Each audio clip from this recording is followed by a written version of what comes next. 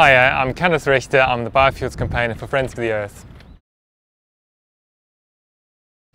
In April this year, a UK law came into force, the so-called Renewable Transport Fuel Obligation, the RTFO. And what it means is that a percentage of the fuel that it's going into our tanks is now being blended with biofuels. The percentage is 2.5% to start with, and it's going up to 5% by 2010. And more worryingly, there's another law on the table, an EU law in Europe, which is talking about an even higher percentage, a 10% target for biofuels in our tank by 2020. Now, the reason this is worrying is the impact of this large expansion of biofuels. And there are three main impacts. This large expansion of biofuels is harming the environment. Large areas, for example, of rainforests and other habitats being cut down to make way for plantations to grow biofuel crops. Secondly, they harm people. There's a massive land grab going on. Indigenous people in many countries are being thrown off their lands to make way again for plantations. And also, we see the massive impacts biofuels have on the price of food worldwide. And thirdly, biofuels don't work. Most biofuels do very little to actually tackle emissions from transport. There's a number of industry bodies and corporations who have an interest in pushing biofuels.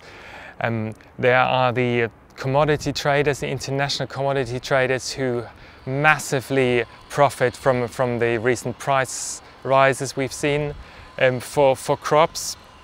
There is the GM industry who see biofuels as a new market. While they've failed to push GM as a food in Europe, they now see this as their new opportunity to push GM in Europe.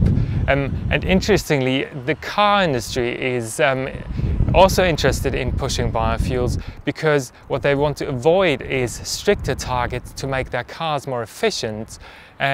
So they're saying, well, we should go for this push for biofuels instead. Biofuels are clearly not the answer, but we know what the answer is to emissions from transport. What we need is greener cars. We need to massively improve our public transport system, and we need cycling safer and easier, so people are encouraged to actually leave their car at home. So what we need to do is actually reduce fuel demand rather than replacing one destructive fuel with another. We now see more and more voices coming out against biofuels, saying biofuels are a bad thing. The UN is coming out, even the World Bank, even Gordon Brown is acknowledging there's a problem with biofuels. We now have an opportunity over the summer, while the EU targets are being decided, to oppose these targets. And there's actually a good chance to get them scrapped. So until September, when the actual vote will be on the biofuel target in the European Parliament, we have time to lobby our MEPs and make sure to nail them down and say, vote against these destructive targets. This is our only chance to stop the expansion of biofuels now.